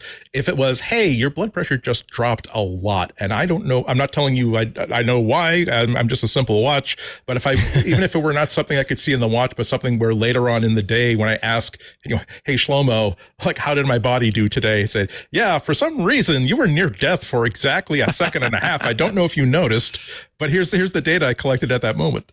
The most valuable thing my watch does right now is tell me it's 99 dB. You might want to get some hearing protection. That is really, really valuable. Well, and I think with the blood sugar, because I'm starting to do some research on this. I hung out with my cousin over the weekend in Arizona, and he's really into data, and they're really matching everybody's data to their blood sugar levels. Now they're using the Libra, the little one you put into your arm, and his family kind of got into it, and the big thing is, I'm not looking to try to tell me to go to the hospital or have orange juice, but I am looking. I'm about to start looking for the next little bit of time. I'm going to eat something and then look at the data, right? And I'm going to start paying attention. That's but that's really useful. I've used those too, and it's really just to start valuable. seeing, because I'm by the end of the year, I'm going to stay in that little green zone all the time. Like I'm because the thing that I've seen is the health benefits of staying in that green zone is so transformative. That I don't have any interest. I'm going to start just eliminating anything that I eat that will put me outside of that space, because as I've learned more and more about it, it's super important. Yeah, well, that's why I started journaling, because sometimes if I'm like really, really out of it, or like my brain is just not working well for a few days, it's nice to be able to look at that end of day, just little like 2 or 3 sentence roundup of here's what I ate, here's how much exercise I got or didn't got, and spot those kinds of trends, which is why another little feature that they added to the health features, which is I think they meant to say that this is they enhance Siri across the board, not just across the Apple Watch, so that health information is now accessible via Shlomo. So now you can say, hey Shlomo, log that I took my medication today, or hey Shlomo, like how close am I to check my rings, and that's why the journaling app I'm not surprised to find that the rumor is that it's going to be part of the health app as opposed to a generalization. Hey, here's how to have your dream log, your dream versions recorded every single day, because it is a health thing. That's just as you say, Alex. It's like there are things that you don't necessarily notice. You notice if you eat a bad oyster right away, like really quickly. But the thing is, you don't notice that. Hey, wow, because I've been deadline centric and eating nothing but takeout. I've been eating crap for 2, 3, 4, 5 days. Maybe that's why I'm unfocused. Maybe that's why I'm having a hard time sleeping. Versus, hey, look, there's this week, the time where I ate Brussels sprouts and I had rice with kimchi like for dinner every single night. Like, wow, I was actually sleeping 8 hours a night. Getting okay. Maybe Andy, maybe there's some lessons in here for you that you couldn't figure out for yourself. Yeah. Absolutely. And I'm really focused on it. And again, I think that the watch giving us data really makes a big difference in the sense that I'm really moving towards how do I feel when I eat, not what does it taste like. Like it's a little bit of a shift dosages as opposed to experiences. Yeah, exactly. I feel great after eating that Dunkin'. I might have another one. Oh no, Leo, no! And if you do, then complex carbs, please. The problem is when you eat vegetables, the fiber gets in the blocks everything up terrible. and prevents your body from metabolizing the sugar and the carbohydrates to their maximum potential. Leo, are you getting a new Ultra? That's a good question. So we didn't even think they would talk about the Ultra this time. And I guess it makes sense in hindsight that they would. The Apple Watch 9 has a new processor. Of course, you're going to have to put that in the Ultra. Has that new second generation UWB chip that you're going to have to put that in the Ultra. And it's got pinch to whatever. And you're going to have to put that in the Ultra. The biggest thing, though, the Ultra is getting that the Watch 9 is not is a twice as bright screen, which is great for what? I don't know. When being you're rock outside, climbing in the dark, I don't. No, the opposite of that. When you're outside and the sun is shining running down. in the sun. Yeah, and you can barely see it. Now it goes up to 3,000 nits of brightness, which is brighter than the iPhone Pro. How bright is that, Alex? That's pretty bright, isn't it? It's bright. I mean, 3,000 nits. I mean, it's hard to get. So the brightest monitor that I have looked at is 4,000 nits.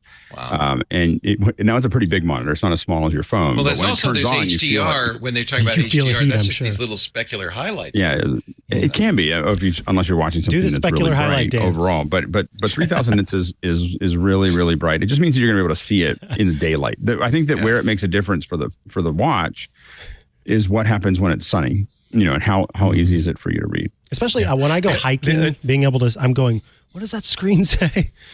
Yeah. See, I don't go outside, so it's not an issue for me. But they also have a brighter display in the Series 9. They said that it's 2,000 nits, which is twice as bright as was before. They also made a big deal of how now the display also goes down to 1 nit. So if you're like with an always-on display, if you're in a theater, you might not necessarily have to turn the display off to avoid annoying other people while still be able to check to see how long is this Oppenheimer movie anyway.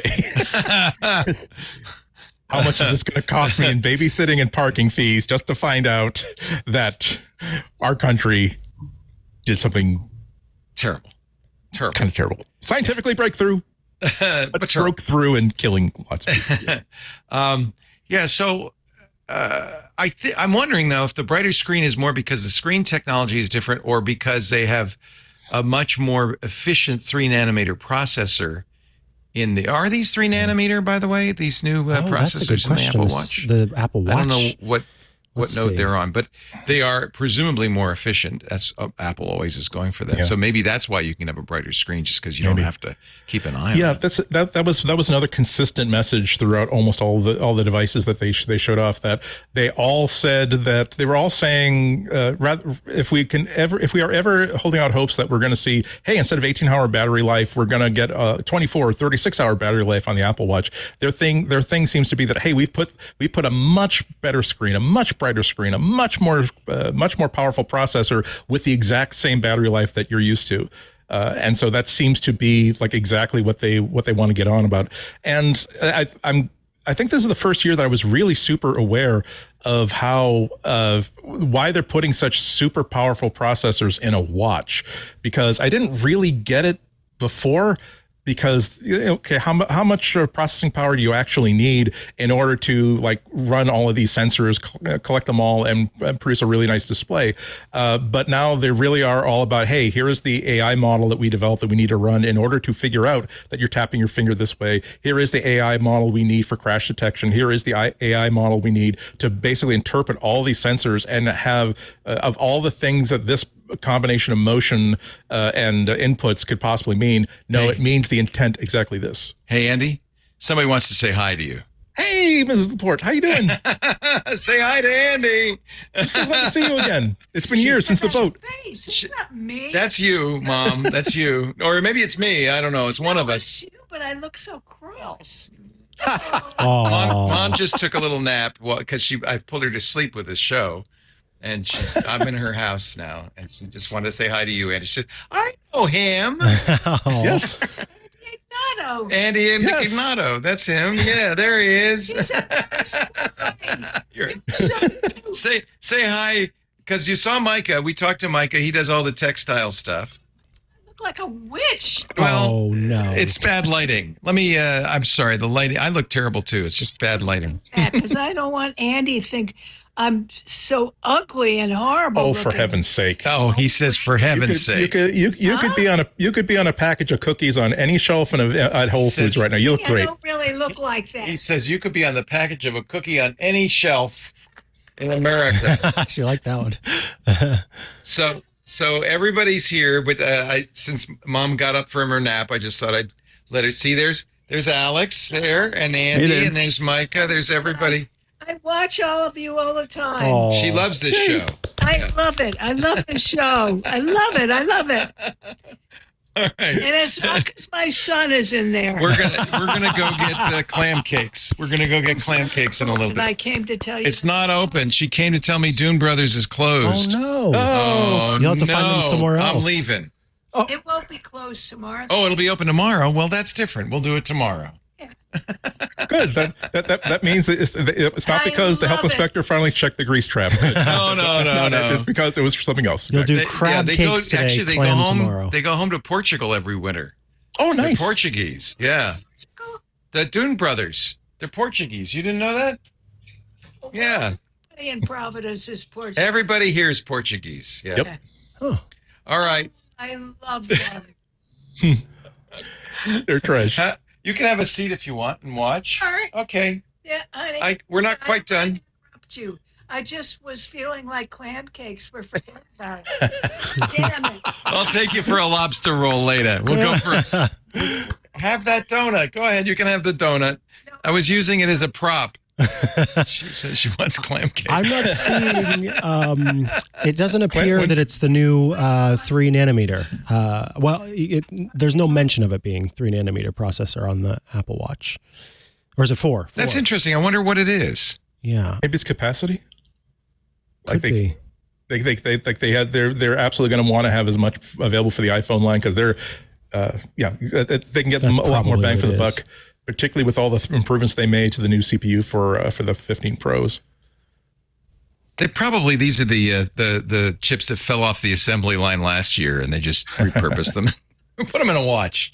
I thought it was interesting. I love this. By the way, this Apple Watch is titanium and has a Has its titanium band. Yeah. And it wears very well. I mean, I wear this every day. I knock it around, and there are no scratches. I think titanium is going to be a very nice material for the new iPhones, the iPhone Pros.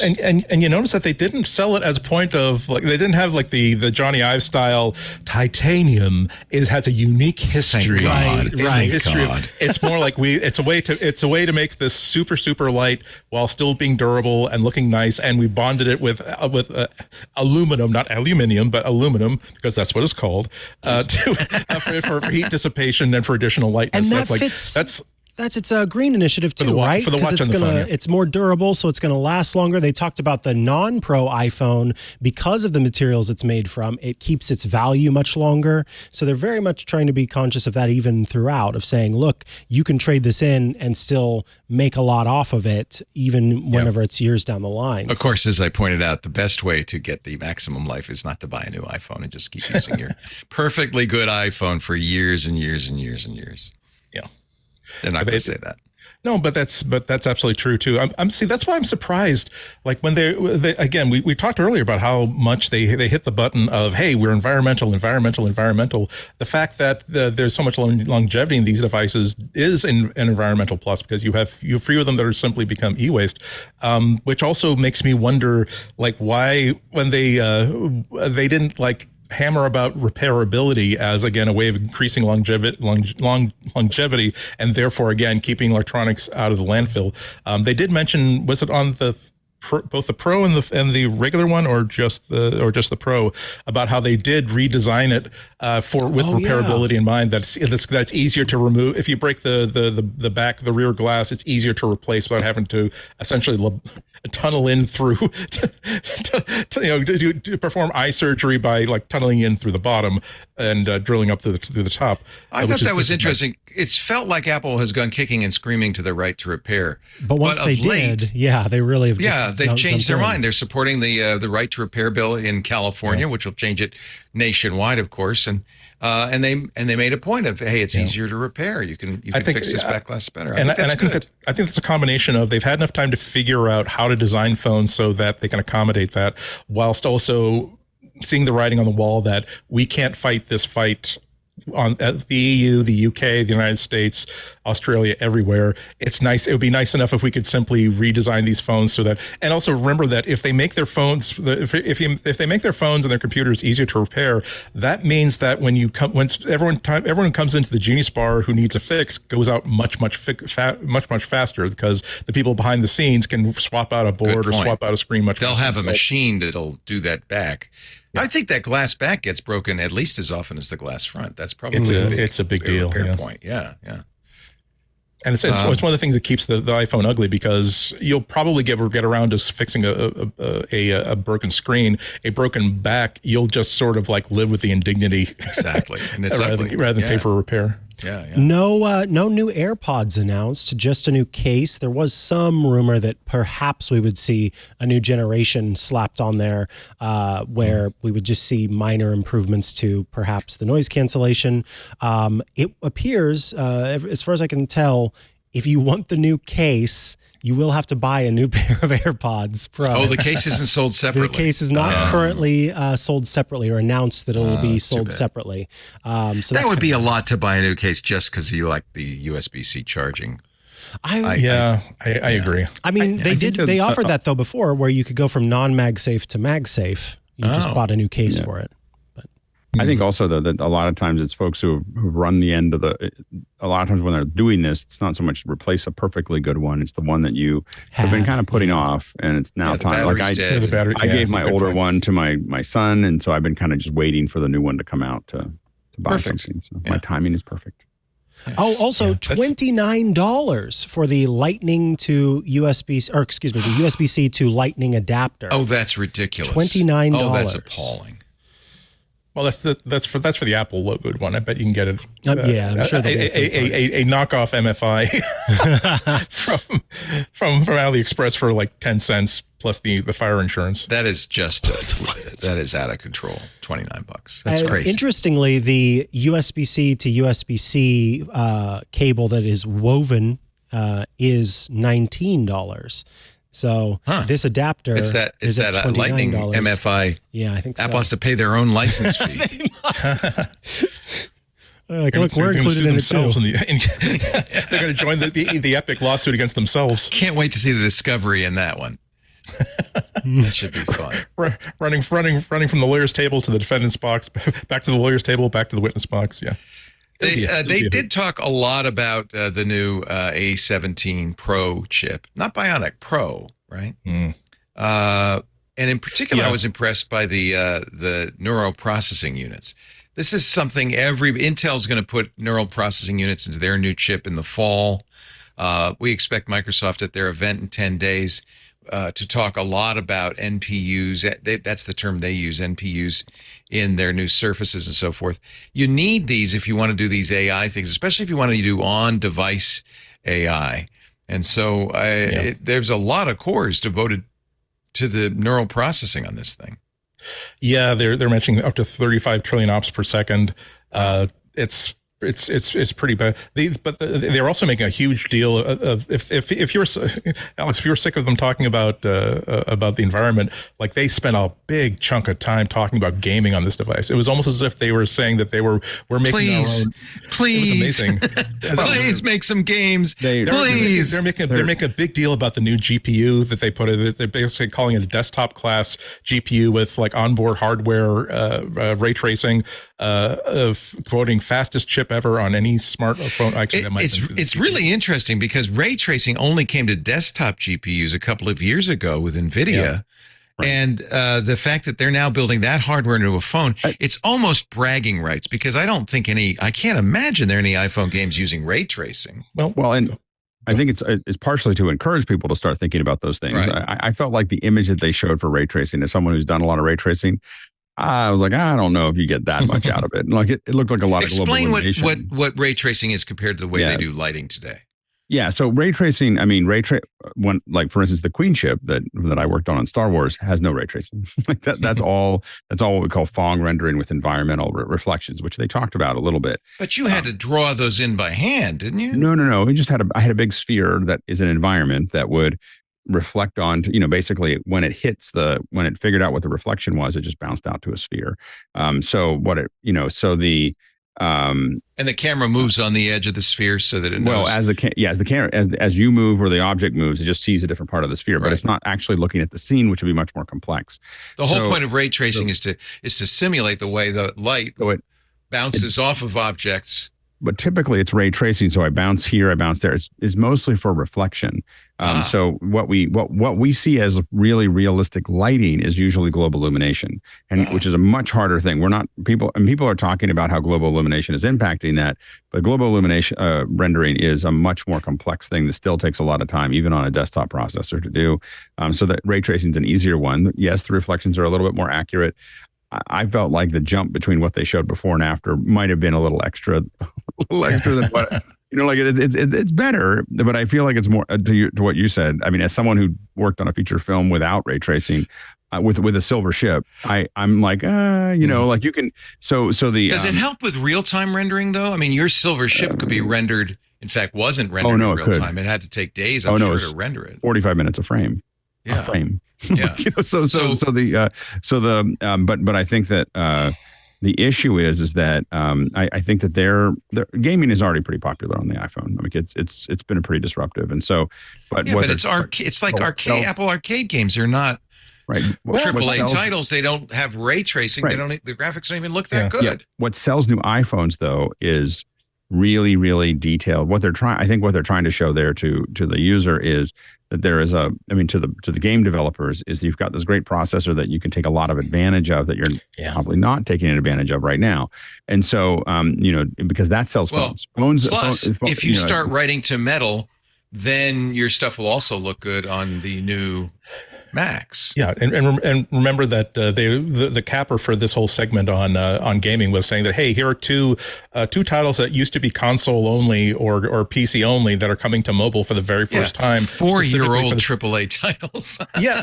but still, and remember you match this in with their new game emulation engine, and they're really making a play not for the iPhone 15 Pro to become like a legitimate handheld gaming device in its own right, but for the 15 Pro, kind of like the Vision Pro, to get enough of the right developers interested that by the time they get to the 16 or the 17, maybe the people who have $1,000 for a PC handheld the higher end devices are these really big like handheld tablets that have gaming controllers on the sides of them that they cost $600, $700, $800, $9,000. I think that they are making a play for making the iPhone 15 or 16, 17 a very credible option for that. If it is one of the few devices where you don't have to stream a AAA title to it, you can actually have it run natively. Yeah. And I do think the fact that Assassin's Creed 2024, the next Assassin's Creed, will come out on the iPhone is very interesting. That actually is a game that might be very nice on the iPhone. Assassin's Creed Mirage and Resident Evil 4 they were mentioning. Yeah, Resident Evil 4. Okay. And another theme that they didn't hammer or spend a lot of time on, but they kept on saying over and over again was, and this is all being processed on your phone. It's not being processed in the cloud. And they just kept on tapping on that. Like they're just constantly tapping on, we're doing all the work on your phone. Is that privacy that they're talking about? Oh yeah. Yeah. So it's privacy. It also means you don't have to be connected. It means that there's a lot of advantages, but what's really pointing at, and they'll keep on coming back to that, is while they didn't talk about privacy, they're talking about how much they're doing on the phone, which means that you're not going to the cloud. Yeah, it's really interesting. Well, for gaming, surely it's the problem of latency. And saying that if you're gaming, you either want to be running on device or you want to be running like within 8 feet of a Wi-Fi 6 access point. But yeah, you're right. They did say when they were talking about, I think they were talking about privacy. This is the only places where they even gave passing mentions to privacy is when they were talking about the machine learning models that are running on device itself because of the neural engines they've got on the new CPUs, where they weren't spelling it out. They weren't hitting the button as hard as they were a couple of years ago, but it seemed incidental, almost like this way that they talked about USB-C, which is this is a detail we want to cover. We're not going to not talk about it. We're going to mention it here. But it seemed, like I said at the top, it seemed interesting that they weren't pressing that as a unique thing about buying an Apple product versus buying an Android product, because it's one of the things that Android has absolutely no answer to when it comes to the security and the privacy of an iPhone. And speaking of the cloud, Marquez Brownlee said the loudest applause at the event at the Apple campus was for new iCloud storage tiers, which surprises me. I'm sure Marquez was applauding when they mentioned his name at the very beginning of the event as well. But that surprises me. Are we excited about now 6 terabyte or whatever it was? Even with a family account, I have my family and I have not come close to the 2 terabytes. That's what I have is 2 terabytes right now. But I know some people $59.99 for the 12 terabyte, $30 a month. This is a month for the 6 terabyte. I mean, that's a lot of money. I guess if you had a big family. If you had a big family, and I guess if it's maybe a work account almost where you're storing all of these huge video files, that could be a reason to have that. So you can have all of those videos on all devices and lots of devices with lots of backups for them. Because I think that's the biggest storage taker-upper. The biggest storage user on my iCloud is my own backups. My other family members, they're like taking up minuscule amounts in comparison. Yeah. And speaking of storage, so one of the other rumors was that they're going to be increasing the price of the Pro Max. So Jaws kind of like offered a bone, saying they're keeping the max storage at 1 terabyte, so there wasn't the rumor of 2 terabytes as max wasn't the same. But they're saying that the intro price remains exactly the same, and we are giving you 256 gigabytes of storage at the intro price. Okay, so that's how. So in fact, those rumors were wrong. It was worded they were completely wrong. Sorry, Micah. That's what I was trying to understand, because he did say it very clearly where he said something about the storage space. So what are you saying, Andy? That nothing changed on the storage or on the price? Or saying it's you get twice the storage for the same price. Well, no. The difference is that I scrolled down to my notes. So it's $1,199 with 256 gigabytes of storage, quote, which matches last year's price at this storage level, unquote. Oh, okay. So I think I have to double check, but I think that meant that you could buy an iPhone 14 Pro for less than $1,199, but it would not have had 256 gigabytes of storage. Ah, okay. So in a way, I have to double check. I haven't had time to check on last year's prices, but in a way, it would mean that a 256 gigabyte top of the line iPhone Pro costs exactly the same this year as it was last year. That would be the big deal is that they don't have 128 gigabyte. SKU. Last year you could have gotten a 256. Got it. They also don't have a phone that takes AA batteries, so that's. But you could have gotten a cheaper Pro Max last year if you went with 128. Is that right? I think so. Mm-hmm. So this is the same price for 256 as last year. It's $13.99 for 512 gigs. It's $15.99 for 1 terabyte. I think that's the same as last year. I've got it here. Yeah, it was $10.90 for $10.99. You get the 128 gig model for 256 gigs. It was $11.99. Oh, so then it's Does that mean? But there is no 1099. Yeah, there's no anymore. 1099 anymore. Got it. Okay. Yeah. Got it. So that's probably why the rumor mill thought that the prices were getting increased, because the base model's gone. The 128 gig is gone. they shifted But up. that's the base fine. model. I mean, it's just the same way Apple got rid of 8 gig phones Thank goodness. back in the day, and Yeah. 32 gig phones back in the day. It's an acknowledgement that we're using a lot more storage than we used to because of these big phone sizes. But nonetheless, like storage prices are plummeting. So it's not like 10 years ago when this was one of the most price sensitive components to put into the device. So I mean, my philosophy on the Pro line is that I think Apple, within reason, can charge what they want for it if what they're giving us is, as they did this year, all the features that you would have paid extra for last year, you're getting for free with the iPhone 14. You're getting the same CPU, you're getting the same camera system, you're getting basically all the dynamic island, and now dynamic island is all across the product range. Everything that would have made the iPhone 14 Pro unique is now table stakes for the cheap iPhone 15 nothing. And now now the extra expensive one is for the people who want future features or the top of the line features in the titanium case right now. So I'm not bothered by that, especially considering that you can still buy the iPhone 14, you can still buy the iPhone 13 for lower prices. The iPhone SE for $429, I think, is still on the price list. They did strike the iPhone Mini, which is getting which I'm sure its fans are going to be disappointed by. But the fact of the matter Jason is, Snell will be sad. He loved that. I know. Mini. Yeah. But I mean, I would be upset about a hidden price increase if it weren't for the fact that whatever amount of money you want to spend for an iPhone, you can spend, so long as you weren't looking to spend like $200 ultra budget Android kind of levels for this. You can find a phone at that level. So it did look like a nice range. You know, you go from the SE. Yeah, to the I did. Pro Max, I thought that was a good, plenty for people to afford to purchase if they want to. I've got a couple of family members looking for a new phone, and they're also making I can't remember if they. It really stuck out to me how much they were saying that, hey, and our carriers are offering lots of discounts up to $800, $900, $1,000 with trade-in. And I can't remember them making that part of the presentation before, as opposed to just accepting that people, AT&T and Verizon and all these other international carriers, are going to promote that themselves, almost as if they know that the market for smartphones is tightening up. The iPhone is still doing very well, but even the iPhone is softening. I mean, Tim Cook has had to mention that in the last two quarterly earnings reports that, we're having a harder time. Essentially, we're having a harder time selling iPhones because people are not spending money on phones anymore. So it's almost as if they're trying to get the word out that whatever we come in with, whatever amount of money you have, we will make it work. We'll get as long as it's got 4 wheels and a steering wheel, we'll make you an offer on it. Come on in, bring it on a trailer. We don't care. Yeah, it's been kind of wild seeing how carriers, even some older models of phones, the amount they'll pay for them to get you into a newer model has been pretty wild thus far. What were you going to say, Leo? I was just going to say, you can. I was, in fact, just doing it. Order a new Apple Watch or Apple Watch Ultra today for delivery on the 22nd. The phones you can't order until Friday, and it's probably the usual 9 a.m. Pacific Friday. I'm not sure what it is, or midnight GMT, or I don't know what they do, but Friday for order and also 22nd for delivery.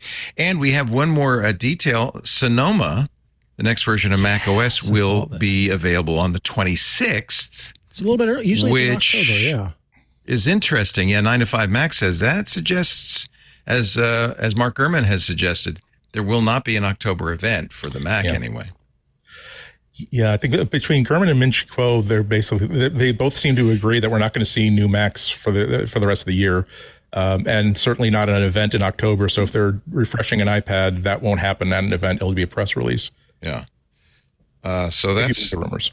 Yeah, so that's interesting. Did they say when iOS 17 comes? I believe it's Tuesday. See that a week from today. Yeah, I think it's coming out this coming. I just had read that. Of course, it flew out of my head. Yeah. But it's very soon. If it's not next week, then I mean it's sometime next week, almost certainly. We'll be able to get that. In fact, I was able to get the release candidate while we were chatting. So the release candidate is out, and iOS will launch this coming week. I wonder, should we break one more time? Yeah, let's do a break unless there's anything else. You guys, did we leave anything out that you thought was Monday? important? I'll confirm for sure. Monday, September 18th. So that's the new iOS. Less than a week from iPad today. Yeah, that's when we'll see Perfect. iOS and iPadOS. You know what's good about that? You can talk about it on Tuesday on iOS Today. Very excited about that.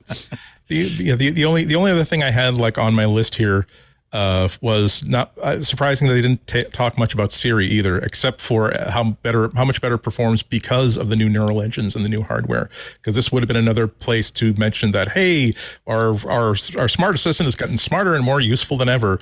And because when they talk about Siri, excuse me, I keep saying it. They talk about Shlomo. No, but they're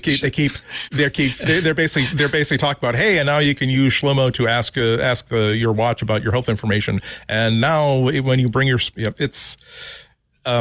I'm not surprised they didn't spend any time really talking about artificial intelligence apart from saying, hey, and here's how this wonderful like new tap gesture works, because they're not an artificial intelligence on the side of the box company. They are an artificial intelligence baked into the product company, but it's not helping Shlomo emerge from being a footnote and what could have been a really, really more useful feature. That said, I want to say, I really have to quickly point, please, you should watch this last Tech News Weekly that I did. Last Thursday, I spoke to someone from the information, name, of course, escapes me, but there was a great conversation about how, Wayne Ma, thank you, who was talking about how within Apple, there's a team that is working on using this conversational AI, not in the way that you might think, where we're just talking to it like a chatbot, but instead what they're doing is they're figuring out a way to use it to basically translate what we want to happen into something that the computer can understand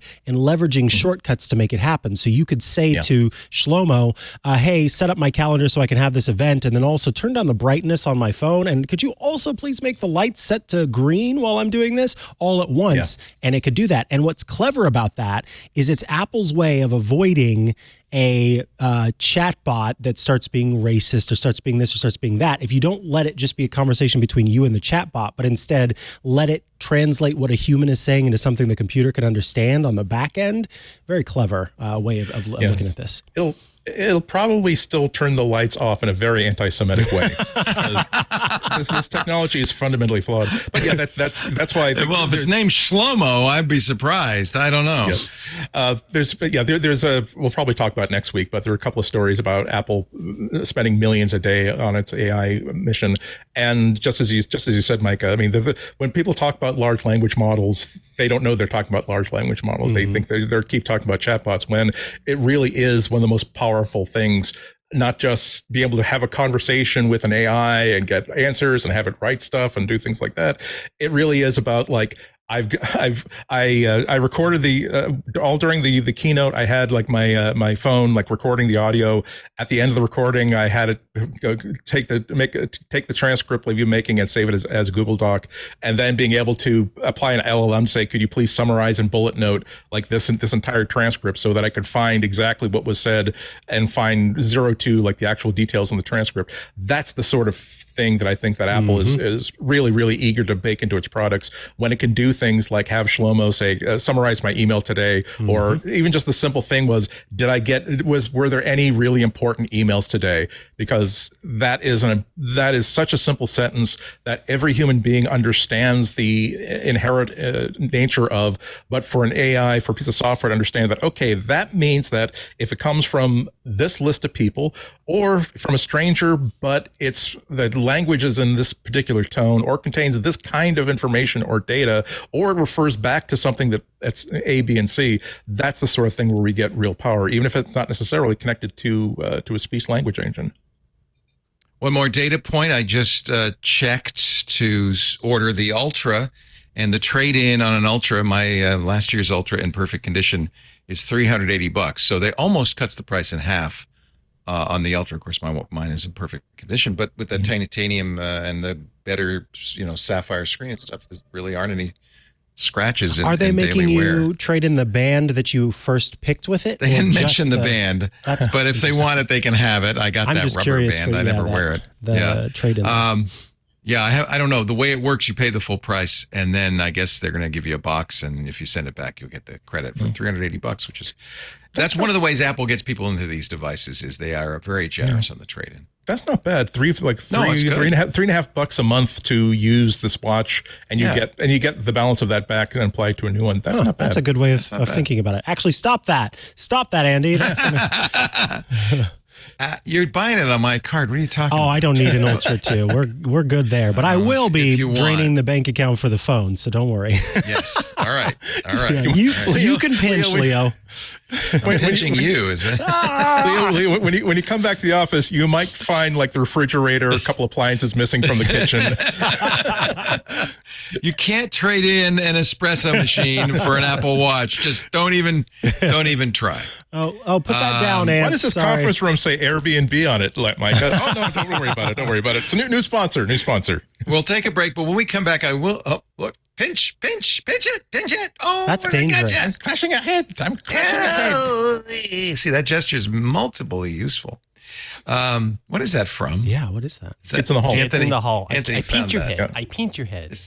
I'm crashing your head, little fatheads. Yes.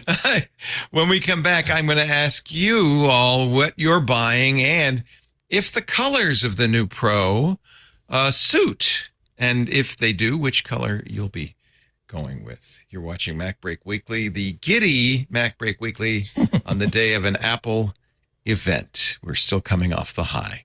Our show today brought to you by ExpressVPN. You know, everybody's talking about ChatGPT and AI, how it's changing the world, Microsoft and Google, and yes, Apple all investing heavily in AI. In case of Microsoft and Google, it's Bing and Google Search. But guess what? They haven't changed. They're still, this is why we like Apple, right? They're still the big tech companies, Google and Microsoft, that determine your search results. Now they get to cut out a whole new layer of the information you see. Why should they link to third-party websites in the search results when they can let their robot generate the perfect answer to your question? We don't need the Wall Street Journal. We've got AI. This is one reason, among many, you might want to use a VPN so that you don't give all that information over to those giant tech companies or your ISP, by the way, who has every legal right to watch what you do online and sell it on to data brokers and the highest bidder. If you've wondered why there is so much of our data in the hands of data brokers, now you know. The way to stop it, ExpressVPN. It adds a layer of protection between you and the data brokers. The ExpressVPN app, which works everywhere, by the way, iOS, Android, Mac, Windows, hides your IP address, that one that identifies you, and instead uses an ExpressVPN IP address, one that others are using, so you're anonymizing yourself. It's very easy to use, too. I've been using ExpressVPN ever since I found them. You can put it on your router. They sell really good routers, by the way. We've tested those routers, and we like them. So they have great routers, or you can put it on some other models of routers. You get all that information at ExpressVPN's website. Once you've got it on your router, your device, you tap one button, bingo, you're protected. And ExpressVPN goes the extra mile to keep that connection secure. One subscription will cover up to 5 devices at the same time. The whole family can use it too. Stop letting data brokers and big tech leech your data freely. Go to expressvpn.com/MacBreak right now. 3 extra months free. 1, 2, 3 with a 1-year package. expressvpn.com/MacBreak, MacBreak, to get protected with the VPN rated #1 by TechRadar, by CNET, the only one I use, expressvpn.com/MacBreak. We thank him so much for supporting us on this special MacBreak Weekly with Andy, Alex, Micah Sargent in the big chair there in the studio, me with Mom. Oh, she went back to sleep. I think. She's back. Yeah, she went back to sleep. She was in the little chair. I know, Andy, you're not going to buy the new iPhone, right? No, but as usual, I'm intrigued. I might be buying a new phone next year, and as usual, Apple just does so many really cool things. I think that both my Pixel phone and an iPhone, I think they're like 90% overlap, but boy, the 10% that the iPhone does is really compelling. I'm more compelled about the Apple Watches. And year after year, I get more and more frustrated. That's why you have to get an iPhone, right? Because you exactly. can't use it with your Android. I'm surprised that I can't even use it with my iPad or my MacBook, because it would seem as though like this is the only hole I've got. Like it's the only place where Apple hasn't got me yet, which is the phone. And if I were to say, well, look, hands down, it is the best fitness watch for general users out there. And it's just head and shoulders above everybody else. I would buy one just to use it with my iPad, and then maybe again in next year or 2 years time, I'm like, yeah, but if I could do so much more. It would be so much more than just a fitness watch if I had an iPhone. You know what? They're 90% the same anyway, and maybe this will be. So I'm still surprised. And as usual, they start off with the dramatic video montage of people whose lives were saved because of Apple. Oh my God, was that something? Technology. Yeah, and at least it was nicer. It was more like, hey, here are people having birthday parties, people having like, hey, these real people are having birthdays they didn't think they might not have had if they had not had like an Apple Watch or an Apple iPhone with the emergency satellite SOS at their backs. And as usual, it's like there's the actual quote. Tim actually said, "Nothing's more important than helping save lives." And as usual, I have to say, yeah, but screw you if you don't have an. Your life isn't worth very much to us if you don't own an iPhone. Nothing's more important to us than you buy an iPhone and then we save your life. That's what's important. Let's get it right. $3,500 in in laptops and tablets. Screw you. We got another $900, Chachi. No, please. I want my life. Yeah, well then, prove it. Fork it over, dude. How about you? I know I don't even have to ask you, Micah, because you don't know what color. I just want to know what color you're going to get. Yeah, I want to get the blue titanium if I can. I've got that one saved in the app, but natural titanium will be the backup. And I've already... They're limited because, I guess, of this process, or maybe not. Well, we don't know yet how much of the limitation is in place because of the new chip with the new process, and because of... Not the chip so much as the titanium, right? They can't dye it. Oh, I see what you mean, because it takes 14 hours. Yeah, new metal process. Yeah. You know what? You can make a 3-nanometer phone in almost any color, I believe. This is I true. may be wrong. This is true. I just, as Andy was talking about earlier, with the Apple Watch not having the new chip, part of that could have been because they were using all that they were able to make for this. Those leftovers. For this new iPhone. I will be getting a new fine woven case as well. I like the fine woven. I think that's nice. We'll see. I'm curious how textured it's going to be, and it's supposed to arrive this Friday. So you can already order the cases. So we'll see. A week from Friday. Oh, you mean you can get the case now? You can order the case now. I hate it when they do that. I know, because then you look hey, at it and you go, look, there's a package on your doorstep from AI. Oh my God, it's here. And there's just a case. It's not the phone. Yeah. I like wallet cases and Apples. If you're disappointed, think how disappointed that UPS driver was when he broke open the box and risked his job. I think fine woven actually is going to be a hit. I suspect. I don't know. We'll see. I think I'm going to go with the natural titanium. I love the titanium look of my Ultra. Yeah, it's really nice. It's worn so well. I think that's a good color, and it's natural. It's not. And I like the new It's not artificial. The brushed look of the sides of this. Yeah, case. that's really what I'm going to go with. That. Yeah, I think so. Alex, you going to get a new one? I am. Maybe. I don't know. It's Carlita saying. I'm still on the as far as the watch goes, I'm on the, I kind of feel like I got the Ultra. I could probably give it back. On the phone, I think that, I'm just trying to outside of storage. I'll tell you why I love Lisa, because before the event was over, she said, because I was saying, I'm not going to get the new phone. I'm happy with mine. I'm not going to get the new watch. She says, you're getting a new watch and you're getting the new phone. Huh. And she says, and by the way, I'm getting the new phone because she loved the camera even before we saw the Pro version of it. She was very excited about the camera. The phone is a gimme for me. I mean, I think that the phone I'm going to get. The one thing I looked at my phone, and I have a 1 terabyte on my current phone.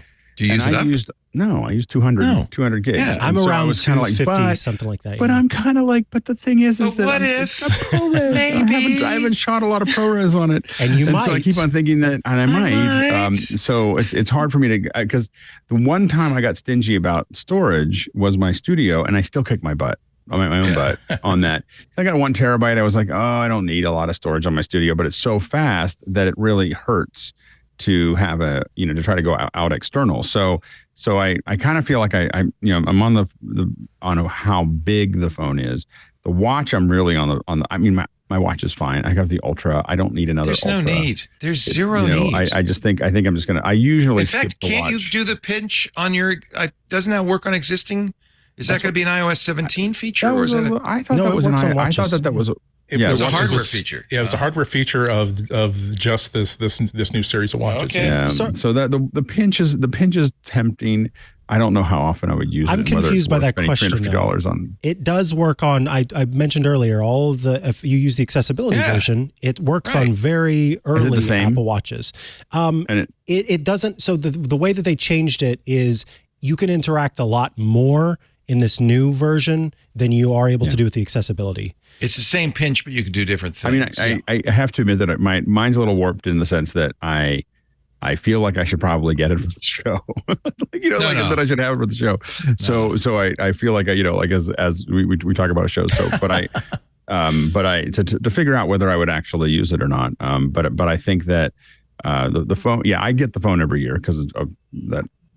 Generally, the camera gets better. Like the rest of the phone doesn't really like what they put, the hunk of metal that they put it in, and the screen and the interaction doesn't mean anything to me. I just look at okay, well, announce the camera and let me know whether I'm going to get it or not. And the only time I've ever skipped an iPhone is when the camera update wasn't impressive, and I have no idea where they go next. Like they've already figured it out. A year ago they knew what the next phone is going to look like, right? And so they know what it is, but I don't know what that is, and I don't know how they go much higher than what they've. I think at some point they can't make the phone dramatically better. I think they're at that point.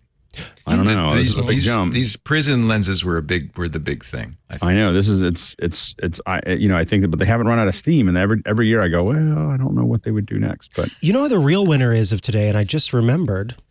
AAA. AAA's the real winner of the Keynote. Yeah.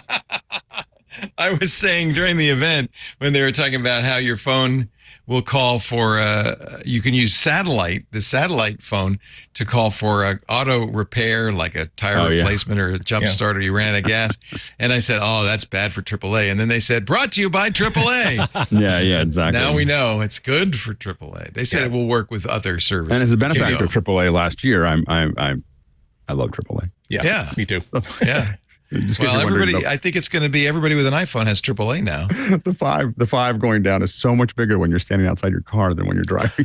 As the owner exclusively of cars that can nominally be called cars, because oftentimes they decide that they don't want to be a car; they want to be a static object of academic. The first time you're like, you know what? If I had AAA, I would not be screwed right now. That's not a whole lot of money to spend, is it? And the once or twice a year when it's like, and of course you break down on a highway where they didn't say, it's not as though like the cell networks decided that, hey, you know what, where people could be making a lot of calls from this part of I-95 as you transition into Maine. I think that's going to be Andy Anatko did not expect to get a flat tire on his way to Las Vegas, but it's a good thing he had the iPhone 15 with satellite help. Yeah. Those videos are going to be really like a lot less dramatic. Boring. Yeah, it's very boring. Well, the guy at Tire Pro told me that was looking a little bald there, but I said, just fill the fluids. Okay. And then you know what happened? I was on my way to the Donkey to get a nice coffee. And so, what am I going to do? Walk 1.1 miles home? No, I called the AAA and I would have missed my birthday party thanks to this locked out phone. All right, by the time the car came, that ice in that coffee was nearly melted. If I had a satellite phone with me. In fact, speaking of which, I got to go get a nice donkey. Yes. But do we want to do picks? I thought those were our picks. We picked our phones. That's our picks. Pick your phone. I'm happy. All right, those are the picks, everybody. It's all good. Pick your friend's phone. We got to get Alex out of here. Thank you, everybody. I'm glad. Thanks to Mom for making a surprise appearance. Thanks, Mom. She's like Beetlejuice. If I say her name too many times, she might come back. So No, she was like that guest on the old Johnny Carson show where like the theme music would be Mrs. on Miller. like this. Mrs. Miller would walk in. Yeah. Johnny, I was taping my special across the hallway. I had to stop by. I heard you were taping. There was, if you're old enough to remember, and I think I'm the only one here old enough to remember, a woman who was famous just for being Mrs. Miller, an audience member that they would bring up on stage. Yeah. Aww, that's that's what I thought kinda you were talking cute. about. You were talking about Bob Hope. That's a little different. I'll tell Mom you thought of her as Bob Hope. Let's put it that way. She Mrs. Miller. is charming, and she does have $100 million real estate empire that anybody would envy. Andy, when are you going to be on GBH next? I misspoke last week when I said I'd be on this week. I was actually on last week, but next week I'm at the Boston Public Library Friday at 12:30. You can stream it live or later at wgbhnews.org. Because we are in the nice studio, you can also watch me on YouTube. You can watch last week's thing too. Go to WGBH News channel on YouTube. Awesome. Alex Lindsay is at officehours.global. Do you put that after hours analysis of the Apple event online, or is that just you got to be there? It's just the moment. We're all there. We're just hanging out, talking. It's pretty casual. So yeah, there's nowhere to see it. See, I always miss it because I'm busy.